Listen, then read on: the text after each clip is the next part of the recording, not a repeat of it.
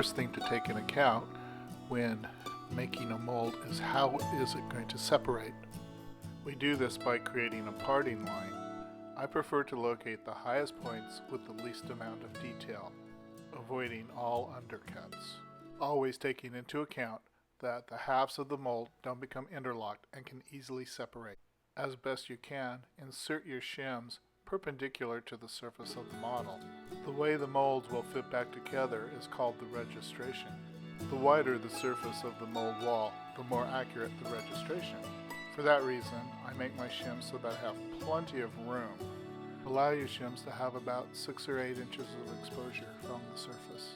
For my shims, I use aluminum lithographic plates discarded from offset printers. I can easily cut my shims with scissors.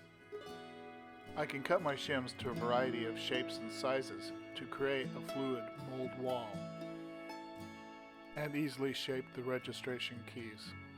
If your parting line comes close to the ear, give yourself plenty of room, at least a 1/4 inch in front or back of the ear. Try to keep your shims as perpendicular as shown in example 1. Example 2 is less desirable, but may be unavoidable due to the shape of the model. This parting line is perfectly acceptable for a waste mold. Since I am removing the head from the figure, I have to make a bottom edge. One final step, I check and make sure that this will separate.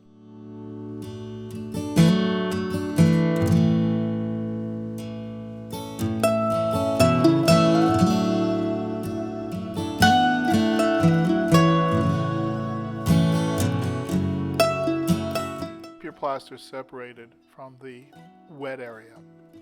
Establish a wet and dry working area. With your cups, pre-measure the cups that you plan to use. Amply throw in plenty of Mrs. Stewart's liquid bluing. Personally, I slake my plaster 7 to 5 minutes before mixing.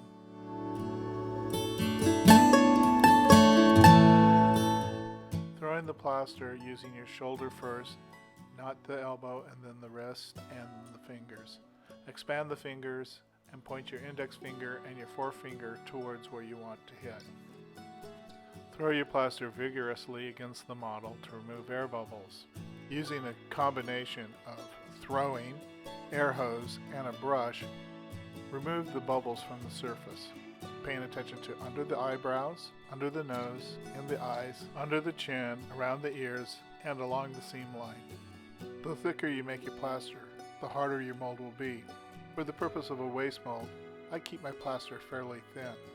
This captures detail and helps each layer interlock. With your excess plaster that you gather as you've thrown it, build up your mold walls.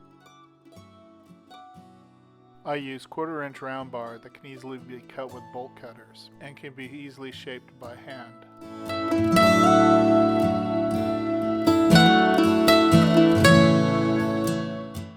Mix your third coat slightly thicker to allow adhesion and filling up in between the bars. Keep building up those mold walls so that you have ample registration. I use a Bondo scraper and sisal to smooth the walls. Carefully remove your shims as to not damage the model or the mold. I draw a knife with 2 handles that allows me to easily clean up the mold wall. I brush Vaseline onto the mold wall in front of the case so that plaster may be easily removed when separating the mold. I coat the mold lightly with mold soap, then form clay wedges that I may later insert a parting tool, reducing the risk of cracking the mold.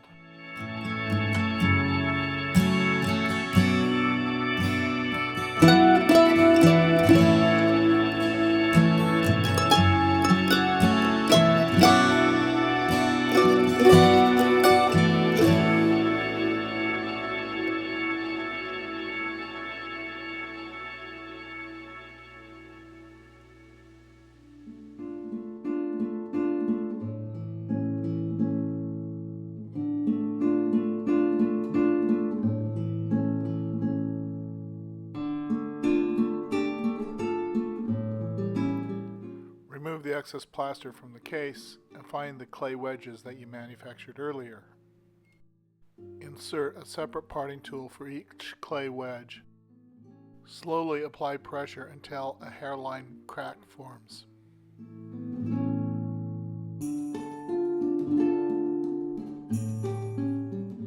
It is most important to note that it is a vacuum that is holding your mold together, not a lack of release agent. Go very slowly when trying to separate these cases. As air enters the mold, it will start releasing.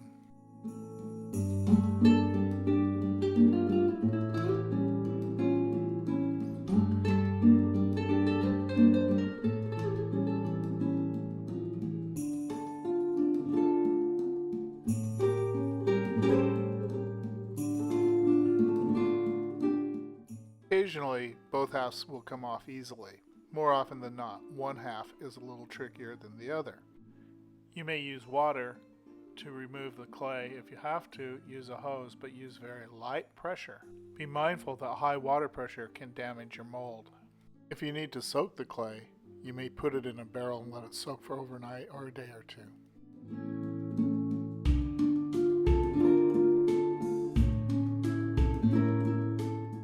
A drop or two of gentle detergent like Dawn to a bucket full of water.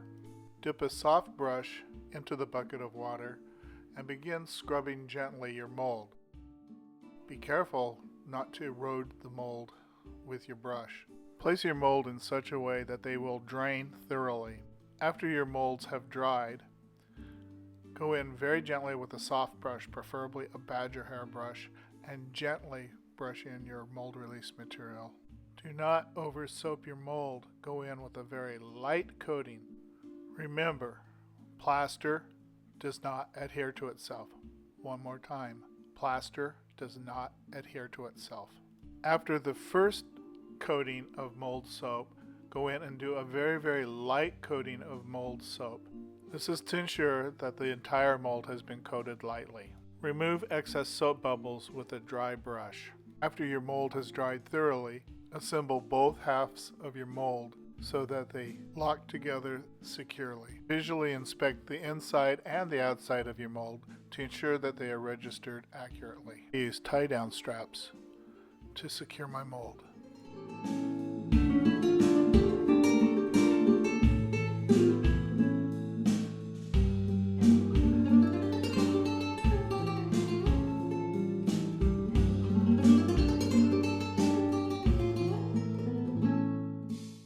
Secure your mold in such a way that when pouring, it will not tip over.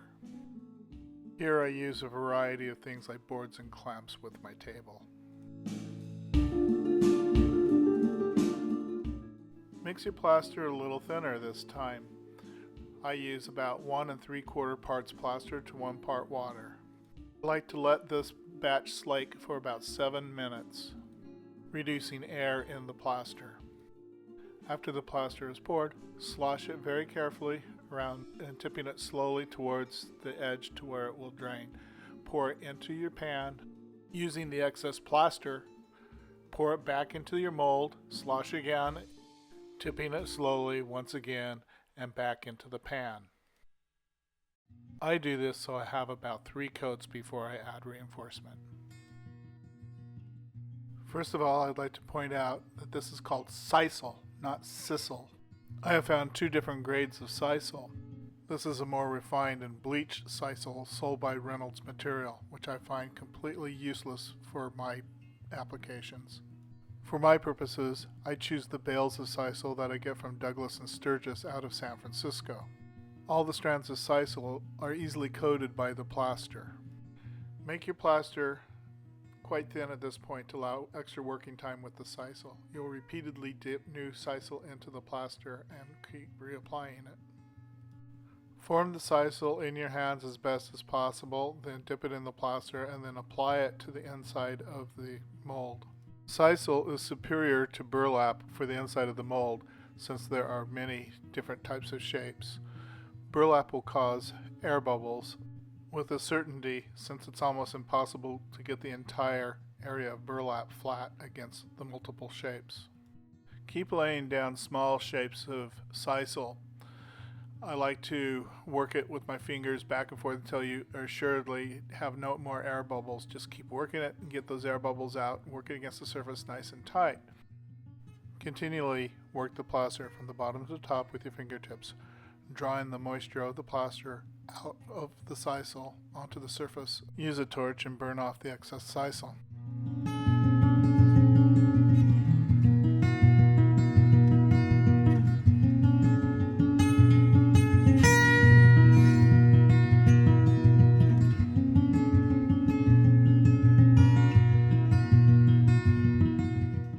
I start the breakout process by removing the back of the mold first. That leaves the face protected and encased inside the mold, protecting the face from the jarring blows of the chisel. I start with the edges and move inward. I follow the rust from the bars and do not chisel below the rust. I release small segments, not large segments, as to not break off any detail. Use the blue layer as a guide as to not to go too deep, releasing first the white layers and then the blue. As you come to the triangular area of the head, the eyes, the nose, and the mouth, the mold will tend to loosen. Do not take it off too quickly, as this will take off some vital, delicate portions. Go very slow at this point, releasing very little material. With a metal pick, gently rock the little plaster segments out of the narrow areas of the eyes, the ears, and the nose. With my next video, I'll demonstrate how to make and paint on the surface gesso, how to clean up and sand the surface. It'll have a marble-like quality to it. The white of the plaster will expose flaws in the clay that you never knew you made, and will help you achieve a perfect surface.